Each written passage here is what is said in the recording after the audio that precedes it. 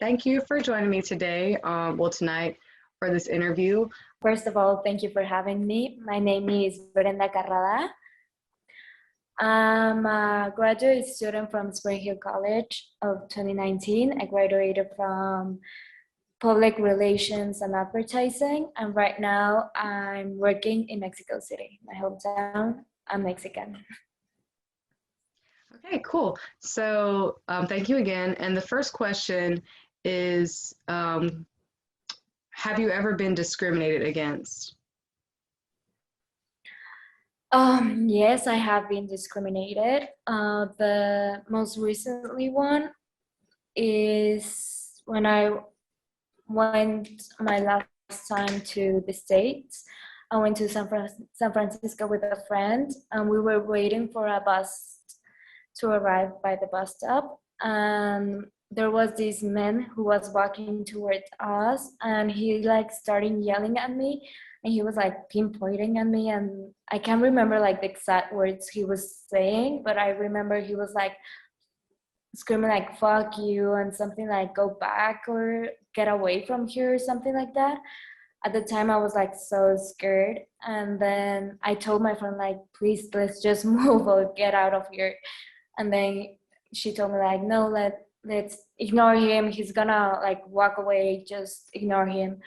And we did that, but he started like walking away, but then he came back and grabbed like a wood stick and started running toward us. And that's when I got like really scared, and I told her like please let's just move and go somewhere like where there's more people, and please let's just move. And eventually we ended up moving and taking another bus and completely like running away from him. But yeah, it was really scary.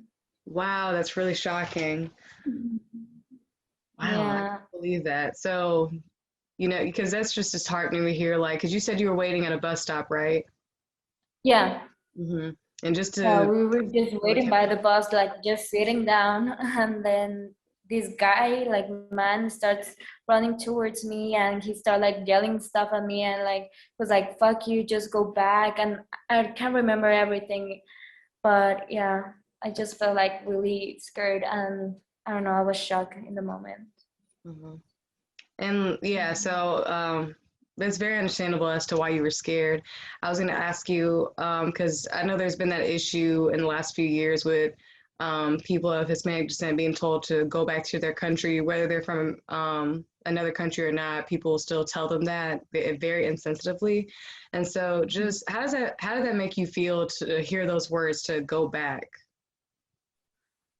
Okay, so we went to San Francisco just like as tourists to get to know the town, but still like getting to know like getting people yelling to you like going back to your country. It feels like you've done something wrong and that you don't belong there at all. Even though we enter with a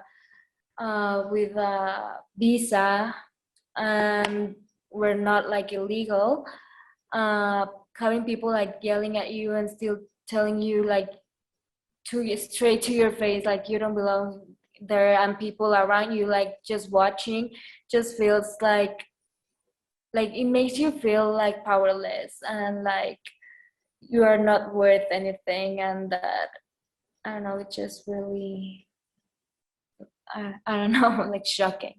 Yeah, it is shocking because, like I was gonna say, um, just as you're casually, you're there to visit, you're there to visit your friends and to, just see the city.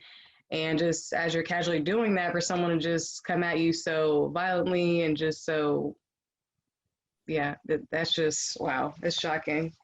It's like you hear about these things, but just to hear from a person you're talking to, or just as like, just to hear that just made me just, wow, it's shocking.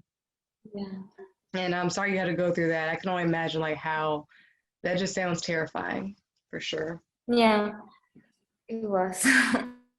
It was awful.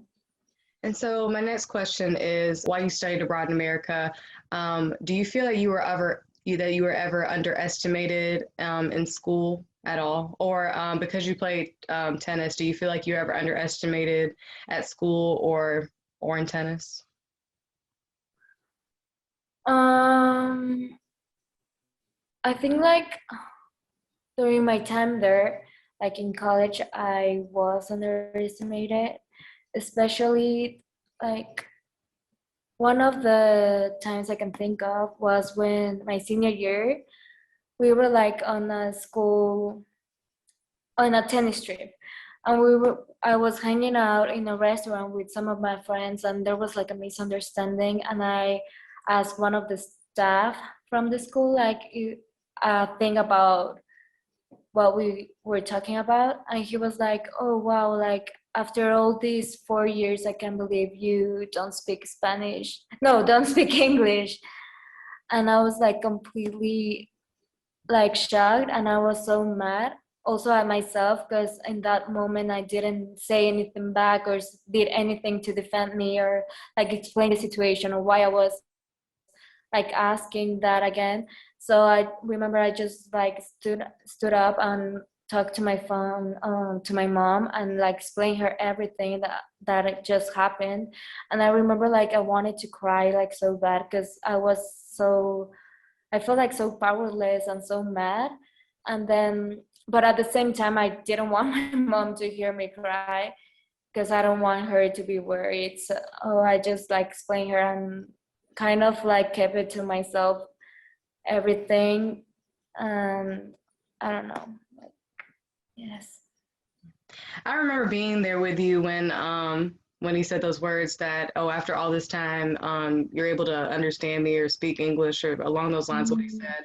And I mean, I think you handled it pretty well. I mean, I definitely understand how you feel like you want to defend yourself or do something, but mm, at the same time, like I said, I think you handled yourself very well. And sometimes, when you're just shocked about something, it's kind of hard to like really have a reaction because I mean, that's just shocking that someone said something so just insensitive to you. So it's yeah, kind of goes into, first of all, it's like you're still processing what happened before you can really like have a time to react. So yeah, pretty yeah. well. At the moment, I was like so like I said, mad at myself for not like being able to react, but at the same time, I was like in shock. And I don't know, because he just said it like as if it was nothing, as if it was just another comment, like wouldn't have any effect on me. So I don't know. I was just really frustrated. Mhm. Yeah, I definitely see where you're coming from though. Like with you feeling shocked that just being treated that way, or like just the words that came out of his mouth. Because something like that happened at work. Something like that happened to me at work one time, where pretty much it's like the way that that person reacted to me trying to be calm with them, and like they raised their voice at me, and I personally just remember I just felt so shocked that she had done that to the point where I almost didn't really know how Yeah, to react because I was just trying to process like you really just raised your voice at me after I was calm with you, and then she said something else. I was like, okay, now I have to respond. And I just also had to tell myself, it's like, okay, just be calm in how you're responding because the minute you get mad, then there's a whole different yeah, storyline with that. So, yeah, exactly. And he was also like an authority figure to me, so I wouldn't like start like yelling or something toward at him, because that's not who I am either. So at the moment, I couldn't do anything. So while you studied abroad in America, were you ever worried about being stereotyped by your peers because for having certain likes or interests? Say like the kind of music you listen to, or what clothes you wear, or like would you like by stuff that you like to watch on TV? okay. Yes, I have been.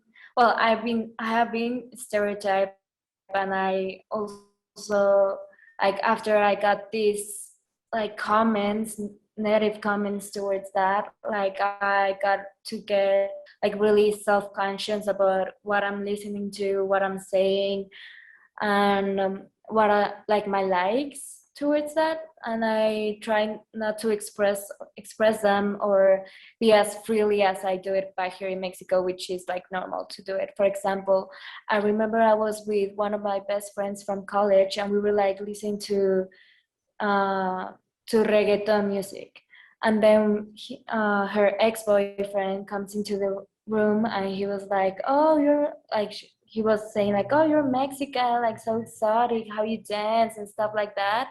But then it started to get like really uncomfortable and be like, oh, you're so beautiful, like I don't know, it was so uncomfortable. But then after that, like I remember I would still hang out with him because he was like my friend's boyfriend at the time. And I remember we were going to get food or something. So he was driving and he put this song that was something, I don't know, don't remember. It was like the lyrics were something about my burrito and I don't know, like got Mexican, I don't know, like typical stereotypes about Mexicans. And it was like, oh, this is your song, like you listen to this, you go on a donkey to school and stuff like that, which I at the time was like, well, again, I just ignore him and be like, okay, yeah, that's exactly what we do, and just like let him talk. But yeah. Yeah. And how did that like make you feel to like hear those like insensitive comments or like stereotypical um comments that he made about like you and your culture?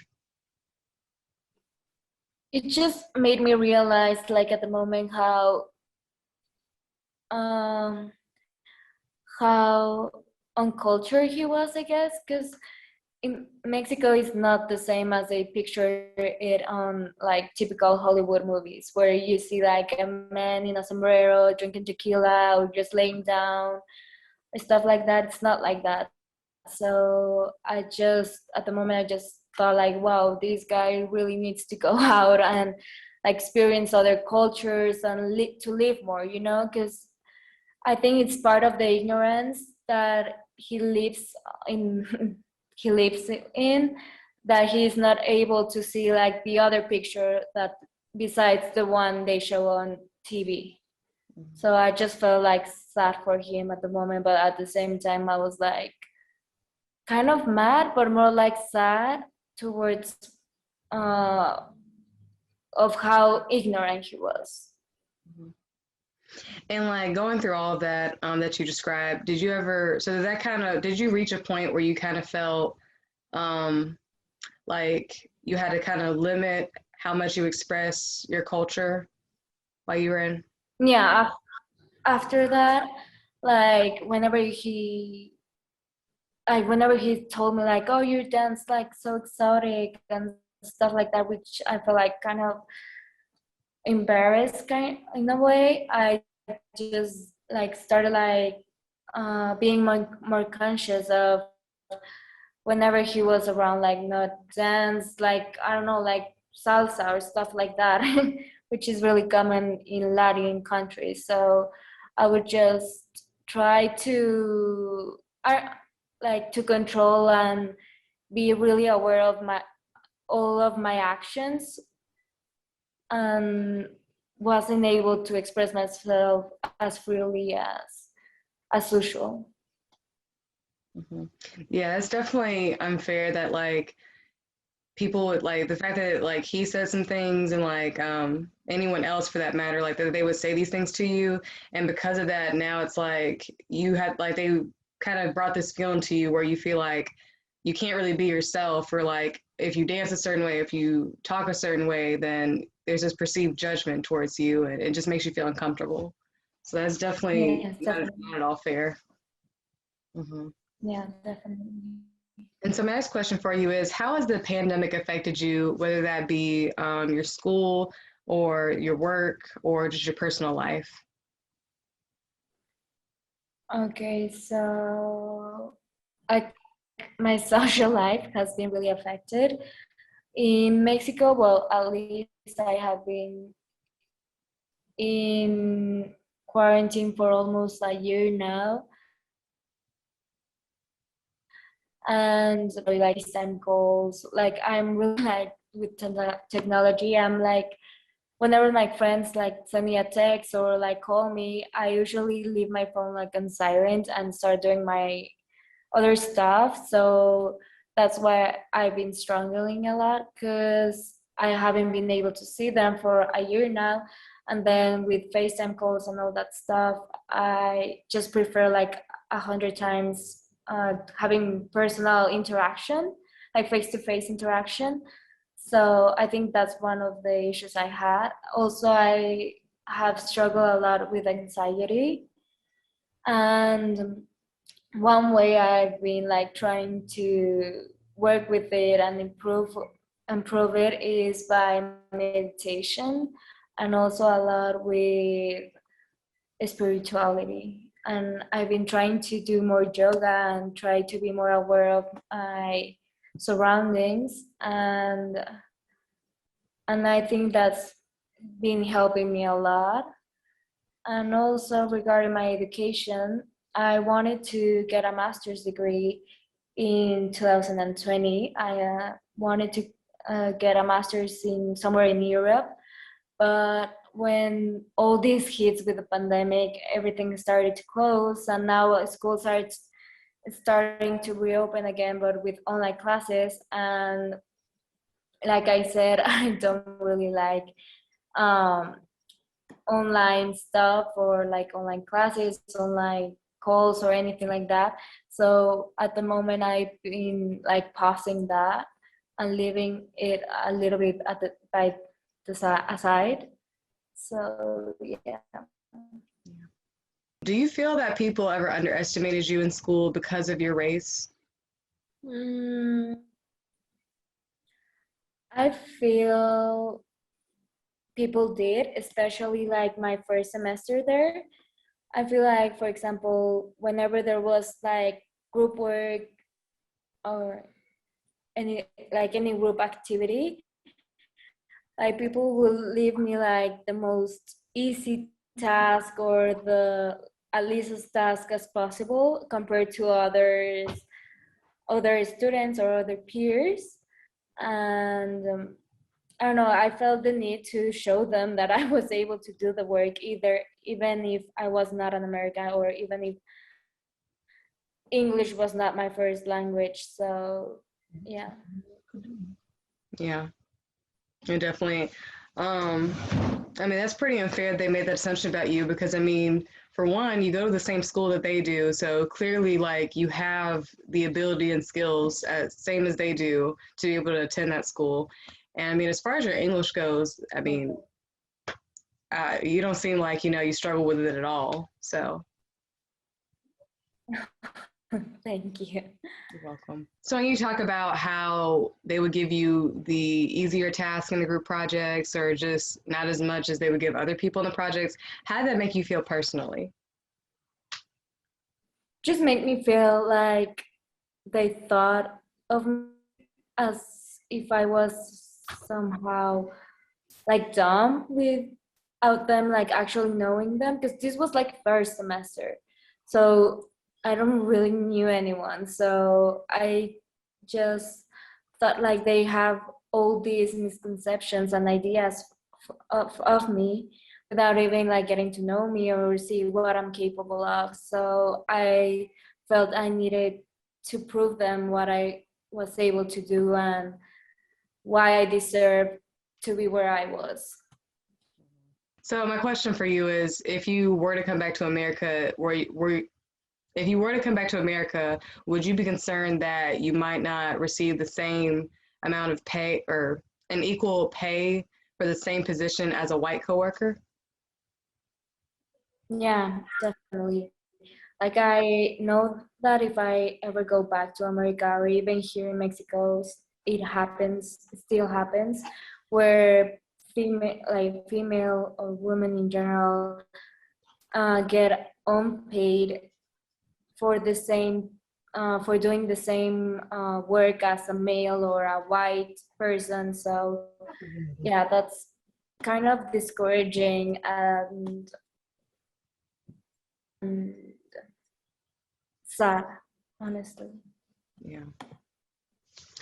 Yeah, it definitely is in there. I've asked other people, and some of them are kind of unsure how to answer, but they all kind of collectively obviously hope that that won't happen, but some people just feel like there is always that risk, especially being not only a minority, but also a female as well. Right. There's like a higher risk at that point, for Yeah. sure. And so my next question is according to a PBS NewsHour segment on how the pandemic has affected college students' mental health, 75% of traditional college age students report poor mental health tied to the pandemic. So my question for you is, do you feel like you could relate to that percentage? Yeah, definitely. Even though I'm not like a college student anymore, I do feel like my anxiety has getting worse because of the pandemic, and it's really important to take care of our mental health. Even though here in Mexico it's sometimes still a taboo, but people need to be need to create awareness of this and take all the actions as possible for them to take care of themselves, especially during these hard times. You mentioned how, while you're describing that, you mentioned how mental health is a taboo topic in Mexican culture. So I was going to ask you about that. Just kind of, so what is that disconnect between mental health and the culture of Mexico? Sorry, can you repeat the question one more time? So pretty much just like, what's the, like you said, it's a taboo topic. Mental health is a taboo topic in Mexican culture. So just what exactly is the relationship with mental health and the culture in Mexico? Okay, so in Mexico, a lot of people still think like going to the psychiatrist is like only for crazy people or people who need to take some type of medicine or stuff like that. So people who start like dealing with minor problems, like minor mental health problems, they would tell like their friends or any other relative and be like, oh, you don't need to do it.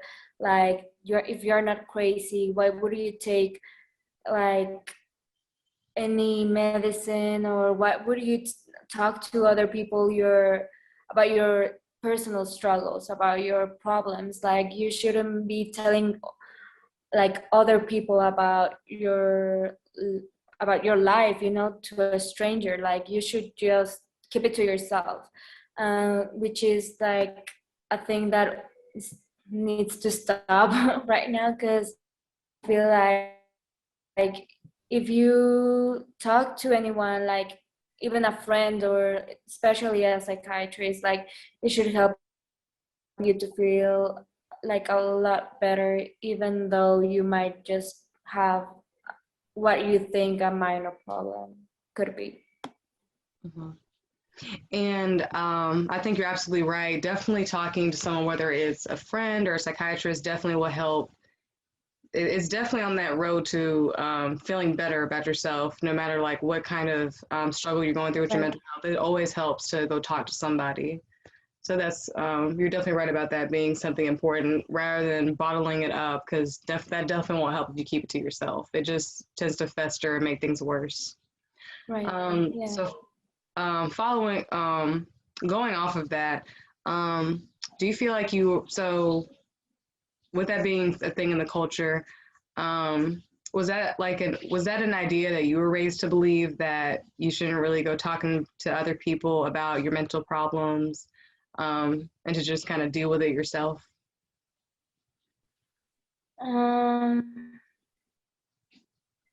Growing up, my family always, like my parents would always take us to the psychiatrist just to talk to her in general, like just to see that we were like, wait, can we just repeat that? Let me just get my ideas clear.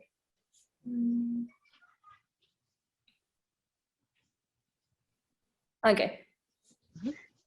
So growing up, my parents would always take us to the psychiatrist just to have like a general talk with her, because for example, I moved a lot during my childhood from one school to another, and they wanted to make sure that I was making like friends, having healthy relationships, like being able to be confident enough, even though I was like facing all these new changes, like new school, new friends, new teachers. So they always like prioritize that in our life for me and my siblings. So thanks to them, I know that going into the psychiatrist or talking to people about your issues, it's just not, it's not like for crazy people. You should keep it to yourself.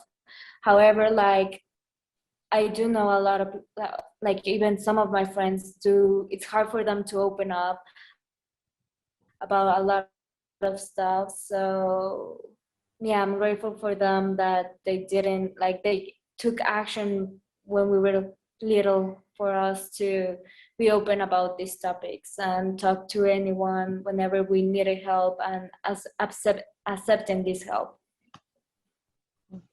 Yeah, no, that's really great that your parents were a lot more open about, mental health and going to see a psychiatrist because, like you said, not everyone has that. And especially like you talked about how in Mexican culture, it's not so common for families to be so open and for that to be a thing, for mental health guidance to be a thing. So that's really nice. Like, for example, I can say that my mom has always been pretty open about things like that. And she even works in mental health. So that's a little different for me versus somebody else who might not have that same openness with their family or feel like they can be that open. So, you talked about how you're thankful that your parents were open about you seeing a psychiatrist. So just what kind of impact do you feel like that's had on you, that you grew up being able to be so open about your mental health versus had you not been able to be so open about it? Okay. I think it has had like a really positive impact in me, especially like being so open, talking about these topics with friends or family or any relative, especially because I have become more aware of like mental health issues and can empathize a little bit more with people's feelings and what they're going through than a person who just keep it to yourself, because in Mexican culture is a lot of people say like, oh, just keep it to yourself, like that's between you and your family if it's a family matter, like you shouldn't like go outside of your family. And with that, I feel like people have become more repressed in a sense, and they act the same when another person come and tells them their struggles. They're like, just like, oh, don't complain about it, like you're a baby, like that's life, like suck it up and move on. So I feel like it kind of makes me, well, it not makes me, but makes us more humanized if you like empathize with this and people's struggles, and let them know that they're not alone, and that they can like be open and talk to any, well, not and talk to anyone if they want to. Right.